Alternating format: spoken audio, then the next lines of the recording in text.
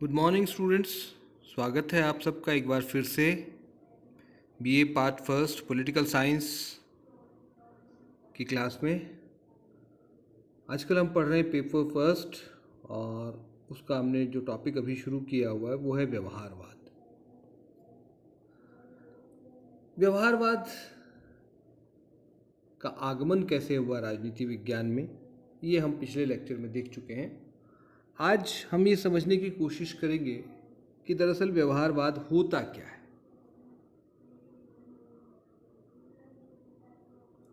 क्योंकि ये एक बड़ा ही मतलब सुनने में बड़ा अच्छा लगता है शब्द, लेकिन एग्जैक्टली इसको समझ पाना थोड़ा सा मुश्किल होता है कई बार। तो उस अर्थ को समझने की कोशिश हम करते हैं आज। तो देखिए, आप देख पा रहे हैं जैसा स्लाइड में, इसको परिभाषित करना बहुत कठिन है, आसान नहीं है, क्योंकि इसको विभिन्न अर्थों में प्रयोग किया गया है। 4 विभिन्न अर्थों में इसका प्रयोग किया जाता रहा है। क्यों हुआ ऐसा? ऐसा इसलिए हुआ क्योंकि अचानक से राजनीति विज्ञान में दूसरे विश्व युद्ध के बाद अचानक इस दृष्टिकोण का प्रतिपादन हुआ। और जो काम अचानक होता है वो कई बार उसको समझ पाना बड़ा मुश्किल होता है। हर व्यक्ति अपने ढंग से इसको समझने की कोशिश कर रहा था। 4 मोटे मोटे अर्थ मैंने बताए हैं आपको। पहला, व्यवहारवाद एक विरोध आंदोलन के रूप में, असंतोष के रूप में सामने आया है। असंतोष किसके प्रति? परंपरागत राजनीति विज्ञान की अध्ययन पद्धतियों के प्रति और उसकी उपलब्धियों के प्रति असंतोष। लोग असंतुष्ट थे कि जो हम पढ़ रहे हैं क्या काम बेकार है, ये सब, इसका कोई लाभ नहीं है, आज की परिस्थितियों में उसका कोई विशेष उपयोग नहीं है। ये लोगों को असंतुष्ट हुआ अपने विषय के लेकर के। और जब असंतोष होता है तो फिर कुछ नया निकल करके आता है।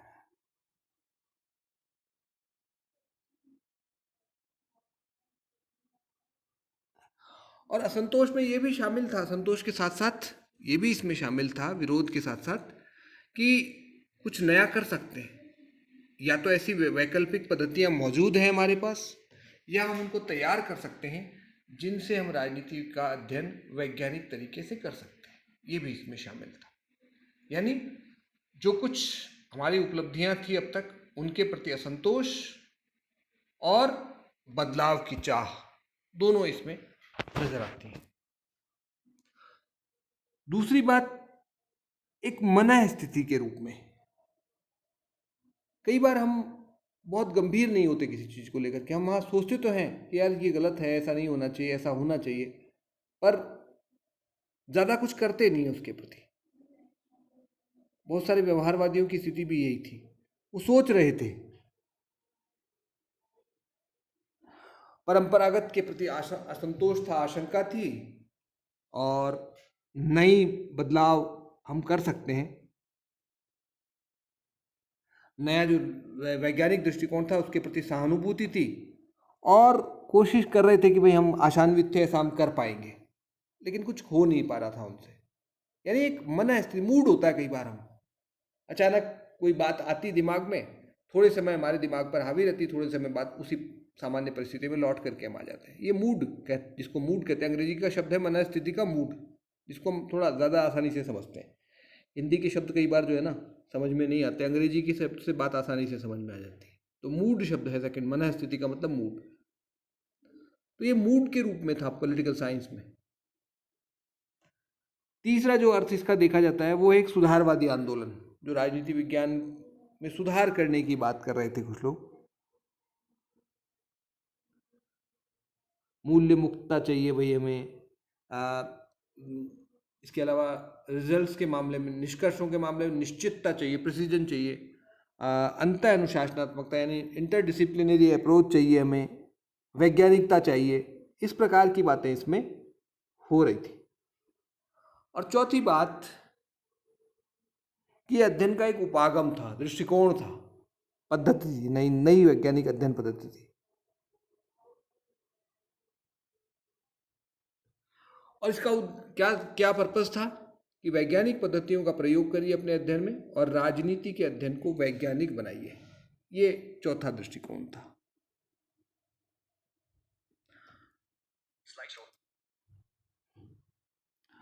तो वास्तव में क्या था? मोटे तौर पर दो दृष्टिकोण इसमें बता रहे हैं। जो रॉबर्ट डहल की बात करें, अगर हम, रॉबर्ट डहल एक विद्वान हुए हैं, वो कहते हैं कि भाई दो अर्थों में ज़्यादातर लोगों ने इसको प्रयोग किया। एक तो ये एक विरोध आंदोलन के रूप में था, जो राजनीति विज्ञान के परंपरागत उपलब्धियों के प्रति असंतोष व्यक्त करता था, और दूसरा एक मूड के रूप में। तो क्या वास्तव में ऐसा ही था राजनीति, ये व्यवहारवाद, या कुछ इससे अधिक था? इन दोनों बातों से कुछ अधिक था क्या? तो रॉबर्ट ए डहल भी कहते हैं, और वास्तव में बहुत सारे विद्वानों ने ये मत व्यक्त किया है कि ये केवल असंतोष व्यक्त करने का तरीका नहीं था, विरोध आंदोलन मात्र नहीं था, और न ही एक ये मूड था, मन स्थिति मात्र नहीं थी जो थोड़े समय तक चलती है, बाद में सामान्य स्थिति में लौट के आता है। ये दोनों से कुछ अधिक था। क्या था अधिक में?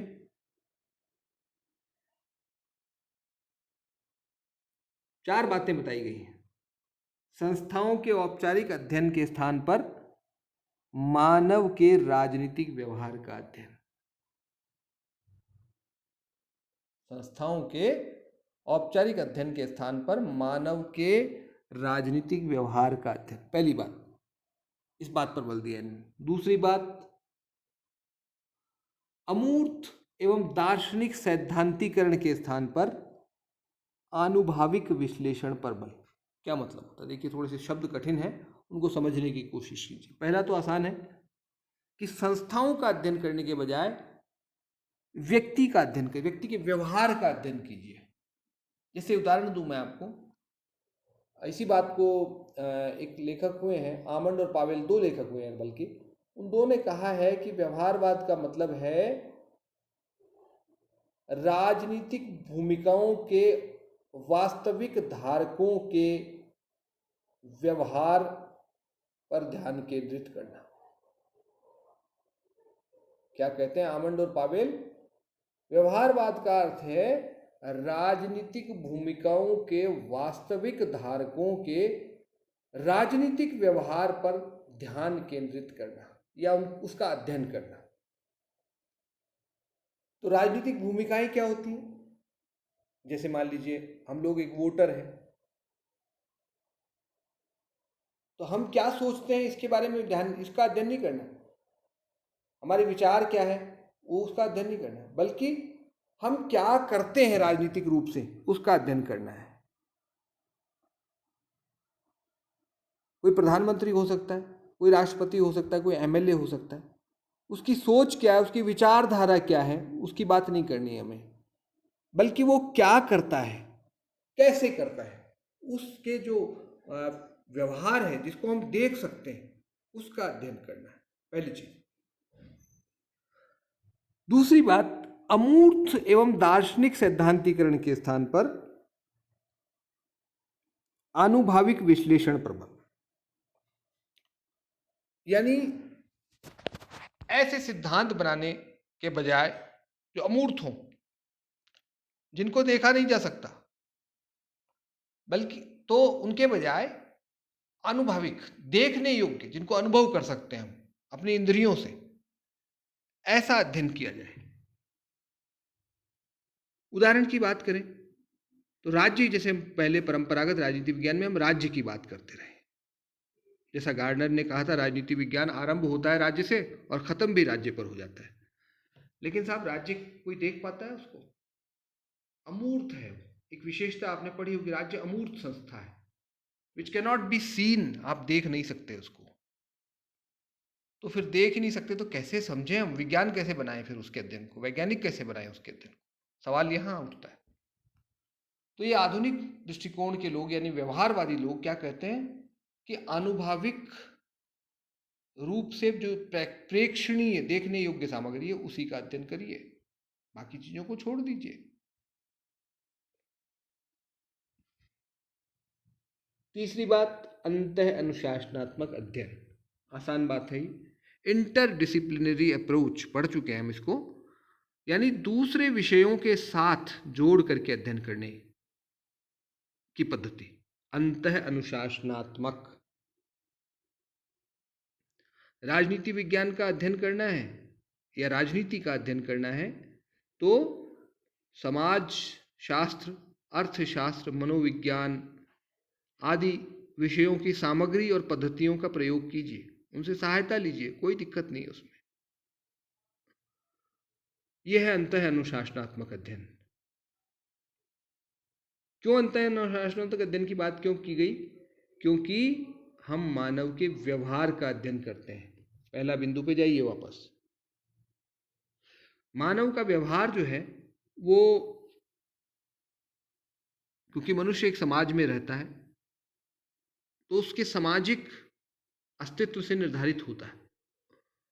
उसका सोशल एग्जिस्टेंस जो है उसके बिहेवियर को प्रभावित करता है, इन्फ्लुएंस करता है। और इसलिए अगर उसके व्यवहार को समझना है आपको तो उसके सामाजिक अस्तित्व को समझना पड़ेगा। किस प्रकार के समाज में वो रहता है, उसकी अर्थव्यवस्था कैसी है, उसकी मनोवैज्ञानिक समाज की सोच कैसी है, इन सब चीज़ों को समझना पड़ेगा हमें, और तभी हम उसके राजनीतिक व्यवहार का विश्लेषण कर सकते हैं सही तरीके से। चौथी बात, राजनीति विज्ञान को मानव के राजनीतिक व्यवहार के विश्लेषण पर आधारित वास्तविक विज्ञान बनाने पर बल। ऊपर की तीनों बातों का सार कह लीजिए आप इसको। राजनीति विज्ञान को एक ऐसा विज्ञान बनाया जाए जो मानव के राजनीतिक व्यवहार के विश्लेषण पर आधारित हो। ये चार बातें मुख्य रूप से इसके उसमें आती हैं जब हम इसको समझना चाहते हैं। यानी कहने का मतलब ये है कि राजनीति व्यवहारवाद जो है वो केवल एक मन स्थिति मात्र नहीं है, बल्कि एक व्यवस्थित अध्ययन की पद्धति है, दृष्टिकोण है, अप्रोच है। जैसे हमने पहले परंपरागत दृष्टिकोण में 3-4 अप्रोचेज की बात की थी, ऐतिहासिक दृष्टिकोण, दार्शनिक दृष्टिकोण, संस्थात्मक दृष्टिकोण, कानूनी दृष्टिकोण। उसी तरह से व्यवहारवाद भी एक नया दृष्टिकोण है जो इन 4 बातों पर बल देता है।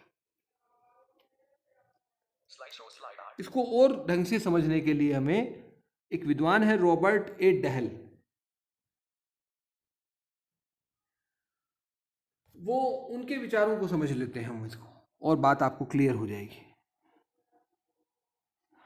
रॉबर्ट ए डहल कहते हैं कि व्यवहारवाद राजनीति विज्ञान के अंतर्गत एक ऐसा विरोध आंदोलन है जिससे अनेक ऐसे राजनीतिक वैज्ञानिक, विशेषकर अमेरिकी, संबद्ध हैं जो परंपरागत राजनीति विज्ञान से असंतुष्ट हैं। क्लियर हो चुकी है बात, हम पहले भी कर चुके हैं। परंपरागत राजनीति विज्ञान की उपलब्धियों से, उसकी मान्यताओं से असंतुष्ट हैं वो।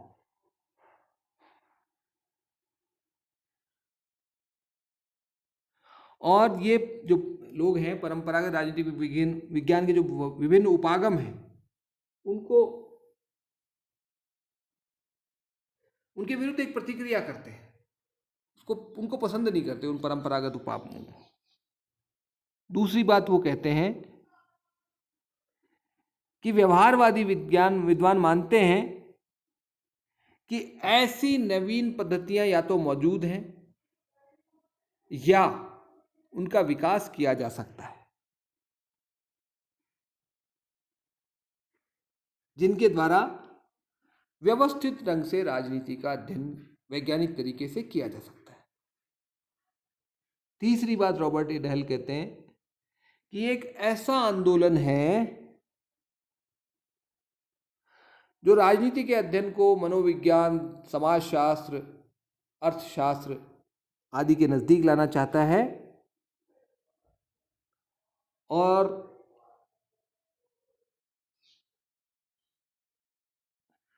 ये राजनीति विज्ञान के आनुभविक पक्ष को और अधिक वैज्ञानिक बनाना चाहता है।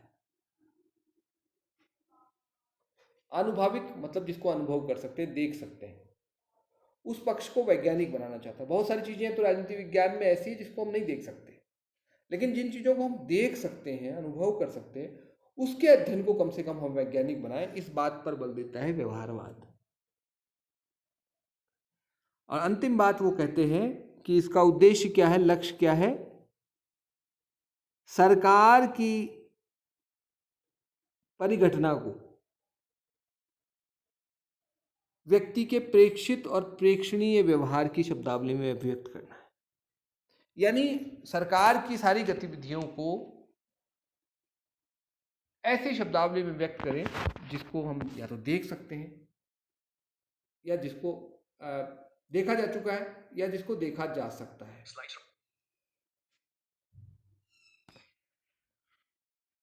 तो कुल मिलाकर के ये कहना है रॉबर्ट ए डहल साहब का। कुल मिलाकर के अगर हम बात करें तो बातें वही हैं जो हम पिछली स्लाइड में देख चुके हैं, यानी मानव के राजनीतिक व्यवहार का अध्ययन, आनुभाविक पद्धति से अध्ययन, अंतः अनुशासनात्मक अध्ययन, और चौथा वैज्ञानिक सिद्धांत निर्माण। ये चार ही बातें हैं इसमें। अब हम बात करते हैं विशेषताओं की। राजनीति व्यवहारवाद की विशेषताएं क्या है, और ठीक से समझने के लिए ये चार बातें तो हम कर ही चुके हैं, इसके अलावा कुछ विशेषताओं की बात भी हम यहाँ पर कर लेते हैं। सबसे पहले हम बात करते हैं, जैसा आप देख पा रहे हैं, डेविड ट्रूमैन, ये एक राजनीतिक वैज्ञानिक हुए हैं जो शिकागो स्कूल के ही विद्यार्थी रहे और फिर आगे चल करके इन्होंने व्यवहारवादी शोध के क्षेत्र में बहुत काम किया।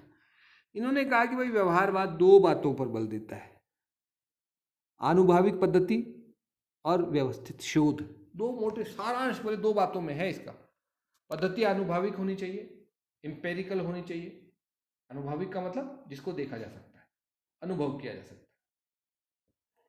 अब आप तो कहेंगे साहब हम बहुत सारी चीज़ों का अनुभव कर सकते हैं, लेकिन जो आप अनुभव कर सकें दूसरे को भी अनुभव करा सकें। जैसे भगवान ईश्वर मैं अनुभव कर सकता हूँ, लेकिन जरूरी नहीं है जो मैं अनुभव कर रहा हूँ वो आपको भी अनुभव करा पाऊँ। वो एक ऐसी चीज़ नहीं, वो आस्था का प्रश्न है। तो आस्था वाले चीज़ को हम नहीं रखते हैं यहाँ पर। आनुभाविक जो मैं देख पा रहा हूँ वो आपको भी दिखा सकता हूँ, वो आनुभाविक है। और दूसरा मैंने बताया व्यवस्थित शोध, सिस्टमेटिक होना चाहिए पढ़ने का तरीका। फिर आते हैं साहब क्रिकपैट्रिक साहब, वो भी चार बातों पर बल देते हैं, और ये चार बातें बड़ी महत्वपूर्ण है जो हम पहले पिछले स्लाइड्स में पढ़ चुके हैं, जो रॉबर्ट डहल ने इसको कोट किया है। पहला, व्यक्ति के राजनीतिक व्यवहार का अध्ययन। ये बहुत इंपॉर्टेंट बात है, यानी संस्थाओं का अध्ययन नहीं करना है, उनमें काम करने वाले व्यक्तियों के व्यवहार का अध्ययन करना है। संस्थाएं वैसी ही हो जाती हैं जैसे उसमें काम करने वाले लोगों का व्यवहार होता है। उदाहरण ले लीजिए, जैसे संसदीय प्रणाली की बात करिए। एक संसद यूनाइटेड किंगडम में चलती है, संसद की कार्रवाई देख लीजिए आप, और एक हमारे यहाँ देख लीजिए, रात दिन का अंतर है। संस्थाएं वही है, नियम वही है, लेकिन काम करने का तरीका बिल्कुल अलग है। क्यों? क्योंकि लोगों का, जो लोग संसद में बैठते हैं उनका व्यवहार अलग तरह का है। तो उस व्यवहार को समझना है हमें। अगर हम नियमों के हिसाब से दोनों को समझना चाहेंगे तो हमें दोनों एक जैसी नजर आएंगी, और तब हम ये समझ में नहीं पाएंगे कि रिजल्ट्स इतने डिफरेंट क्यों आ रहे हैं, परिणाम इतने अलग अलग क्यों आ रहे हैं। जब चीज़ें एक जैसी हैं दोनों जगह पर, नियम एक जैसे हैं, तो फिर काम अलग अलग तरीके से क्यों हो रहा है, ये तब समझ में आएगा हमें जब हम उसमें काम करने वाले लोगों को देखेंगे। दूसरा, वैज्ञानिक अध्ययन पद्धतियाँ। वैज्ञानिक जो अध्ययन पद्धतियाँ हैं, गणितीय, सांख्यिकीय अध्ययन पद्धतियाँ, उनका प्रयोग करें हम अध्ययन में। क्योंकि जब मानव के व्यवहार का अध्ययन करना है हमें, तो हमें हमारी अध्ययन पद्धतियों को भी बदलना पड़ेगा। विषय सामग्री बदलती है तो पद्धतियाँ भी बदलती हैं। अपने दैनिक जीवन के उदाहरण से हम देखें तो गेहूं छानना है तो हम अलग छलनी लेते हैं, आटा छानने के लिए अलग छलनी लेते हैं, बारीक आटा छानने मैदा छानने के लिए और अलग तरह की छलनी लेते हैं। तो जैसे ही हमारी सामग्री बदलती है, हमारी तकनीक बदल जाती है, हमारे औजार बदल जाते हैं। तीसरा अंत है अनुशासनात्मक अध्ययन। देखिए, जब आपका इकाई बदल गई तो अध्ययन का तरीका बदलना है तय। मानव व्यवहार का अध्ययन करना है अगर आपको, तो मानव व्यवहार जिन चीज़ों से प्रभावित होता है उन चीज़ों का भी अध्ययन करना पड़ेगा। हम किस समाज में रहते हैं, अर्थव्यवस्था कैसी है हमारा मनोविज्ञान कैसा है, हमारी संस्कृति कैसी है, ये सब चीज़ें हमारे राजनीतिक व्यवहार को प्रभावित करती हैं। और हमें राजनीतिक व्यवहार के आधार पर कोई प्रामाणिक निष्कर्ष अगर निकालने हैं तो हमें उनको समझना पड़ेगा। और चौथी और अंतिम बात, वैज्ञानिक सिद्धांत निर्माण का लक्ष्य। हमारा लक्ष्य क्या है, ये सब हम क्यों कर रहे हैं, ऊपर वाली तीनों चीजें? क्योंकि हम वैज्ञानिक सिद्धांत बनाना चाहते हैं मानव के राजनीतिक व्यवहार के आधार पर। इसी क्रम को आगे बढ़ाते हैं हम। मेरे ख्याल से चीजें क्लियर हैं। नेक्स्ट टॉपिक आपका है, इसी बात को हम आगे बढ़ाते हैं, व्यवहारवाद की विशेषताओं की बात हम कर रहे हैं। ऊपर टाइटल थोड़ा इसमें स्लाइड में अर्थ लिखा हुआ है, आप इसको विशेषताएं समझिए। पिछले स्लाइड का भी टाइटल विशेषताएं होना चाहिए था, यहाँ पर भी इसका टाइटल व्यवहारवाद विशेषताएं होना चाहिए था। कोई नहीं, आप लोग इसको नोट कर लें अपने, जब आप नोट्स तैयार करें तो उसमें आप इसका टाइटल विशेषताएं डालें। डेविड ईस्टन के विचारों की बात कर रहे हैं। ऊपर जो हमने 4 विशेषताएं देखी हैं उन्हीं को डेविड ईस्टन 8 विशेषताओं के रूप में बताते हैं, 8 लक्षणों के रूप में बताते हैं। और डेविड ईस्टन वो व्यक्ति है जो व्यवहारवाद का प्रतिपादक है, इसलिए इनके विचारों को हमें और अच्छे से समझना उनको भी है। उन्होंने संक्षेप में कहा है, जैसे ट्रूमैन ने दो ही बातें कह के छोड़ दिया, क्रिक पैट्रिक 4 बातें बता गए, डेविड ईस्टन कहते हैं 4 नहीं 8 में समझिए इसको, और विस्तार से समझिए आप इस बात को 8 बातों के रूप में। कौन सी 8 बातें हैं ये? पहली बात, नियमितताएं, रेगुलरिटीज। डेविड ईस्टन कहते हैं कि मानव व्यवहार में ऐसी नियमितताएं होती हैं जो बार बार नियमितता मतलब जो बार बार दोहराई जाती है, उसका हम अध्ययन कर सकते हैं और उसके आधार पर सामान्यीकरण बना सकते हैं, निष्कर्ष निकाल सकते हैं। यानी मानव का व्यवहार ऐसा है, जो वैसे तो मनुष्य बुद्धिमान है हम जानते हैं, उसका व्यवहार बदलता है परिस्थितियों के हिसाब से, लेकिन फिर भी कुछ चीज़ें ऐसी हैं जो बार बार उसके व्यवहार में रिपीट होती है। तो इन्हीं रिपीट होने वाले ह्यूमन बिहेवियर को हम समझ सकते हैं, उसके आधार पर प्रामाणिक विश्वसनीय निष्कर्ष निकाल सकते हैं। सामान्यीकरण मतलब निष्कर्ष, जनरलाइजेशन कर सकते हैं। दूसरी बात, सत्यापन, वेरिफिकेशन। जो हमने सामान्यीकरण बनाए हैं पहली वाली बिंदु में, उन सामान्यीकरणों का फिर से जांच करना। जैसे हम मान लो एक काला डेरा में रहते हुए मेरा ये विश्लेषण रहा है विद्यार्थियों के व्यवहार को देखते हुए कि सोमवार से लेकर के बुधवार तक बच्चे ज़्यादा आते हैं क्लासेस में, और बुधवार के बाद धीरे धीरे उनकी संख्या कम हो जाती है, शनिवार को बहुत कम बच्चे कॉलेज आते हैं। ये एक मेरा बार बार देखने के बाद ये मैंने एक निष्कर्ष निकाला। तो मुझसे कोई पूछे भाई हम कोई अच्छा बड़ा इवेंट करना चाहते हैं, किस दिन करें, तो मैं कहूँगा साहब सोमवार को करिए या मंगलवार को कर लीजिए, बुधवार के बाद मत करिए, क्योंकि इन 3 दिन में हमारे पास मैक्सिमम बच्चे होते हैं। वो कहेंगे अच्छा आप कैसे कह सकते हैं ये बात? तो मैंने कहा आ जाइए सोमवार को, दिखा देते हैं आपको, सोमवार से शनिवार तक हमारे साथ रहिए और खुद अपने स्तर पे जांच कर लीजिए, गिन लीजिए कितने बच्चे सोमवार को आते हैं, कितने मंगल को आते हैं, कितने बुध को आते हैं, कितने शनिवार को आते हैं। यानी जो हमने देखा उसके आधार पर निष्कर्ष निकाला, और दूसरे चरण में हमने उस निष्कर्षों का विश्लेषण पुनः परीक्षण कर लिया, वेरीफाई कर लिया। आप लोग भी अटेस्टेशन कराने आते हैं जैसे डॉक्यूमेंट्स का अपना, कि ओरिजिनल है कि नहीं, ये जो मार्कशीट आपने फोटोकॉपी कराई है कोई फेक डॉक्यूमेंट तो नहीं है, तो आप अपना ओरिजिनल दिखाते हैं, किसी गजेटेड ऑफिसर से वेरीफाई करा लेते हैं। आपकी आय कितनी है इसका वेरिफिकेशन कराने आप आते हैं। तीसरा, तकनीक।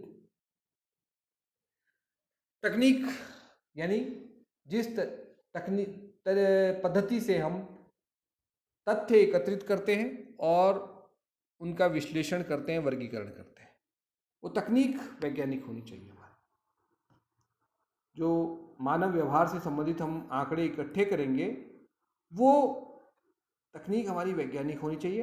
और उन आंकड़ों का जो विश्लेषण करेंगे हम, उनके आधार उनको एक दूसरे से संबद्ध करके निष्कर्ष निकालने की जो प्रक्रिया होगी हमारी, वो भी वैज्ञानिक होनी चाहिए। तीसरी बात ये है। चौथा, परिमाणीकरण, मेजरमेंट, मापना। क्योंकि आपको निष्कर्ष अगर प्रामाणिक निकालने हैं तो आपके तथ्यों का मापन होना चाहिए। तथ्यों का जब तक मापन नहीं होगा तब तक निष्कर्ष सही नहीं आएंगे आपके। कोई व्यक्ति खुश है तो कितना खुश है ये पता होना चाहिए। कोई व्यक्ति नाराज है तो कितना नाराज है। केवल इतना नाराज है कि 2 दिन बात नहीं करेगा, या इतना नाराज है कि खाना पीना छोड़ के बैठ जाएगा, या इतना नाराज है कि कोई और बड़ा कदम उठा सकता है। तो ये तथ्यों का मापन करेंगे तब हम सही निष्कर्ष तक पहुंच पाएंगे। सिर्फ ये कह देना कि नाराज है, उससे काम नहीं चलेगा। 5वीं बात, मूल्य।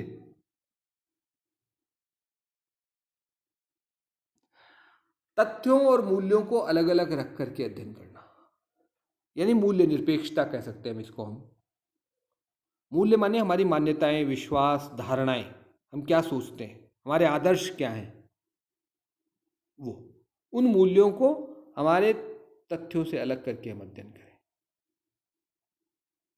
उदाहरण के लिए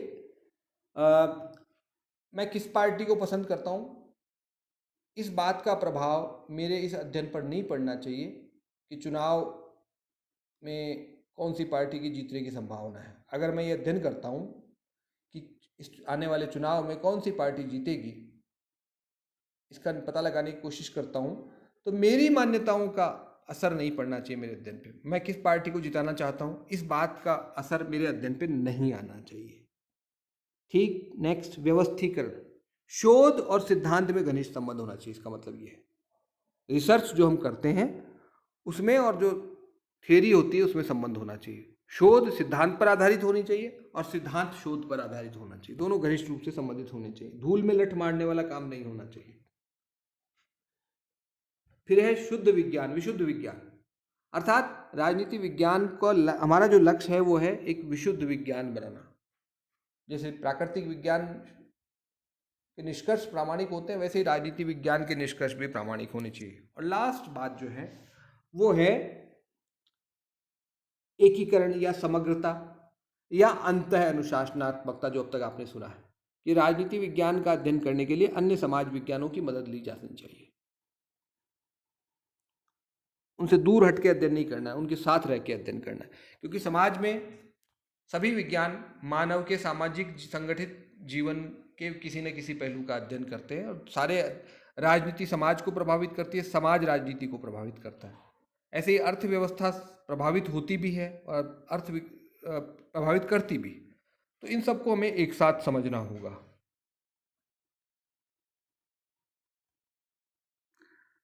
तो आज हम यहीं तक रखते हैं अपनी बात। उम्मीद है आपको बात समझ आ रही होगी। हमने देखा कि व्यवहारवाद वास्तव में क्या है, अर्थ क्या है उसका और उसकी विशेषताएं क्या है। उसको अर्थ को और अधिक समझने के लिए हमने उसकी विशेषताओं का जिक्र किया। कोई कठिनाई हो तो आप मुझे कमेंट सेक्शन के माध्यम से अपनी बात पहुंचा सकते हैं। मैं आपके प्रश्न का जवाब देने की कोशिश करूंगा। धन्यवाद।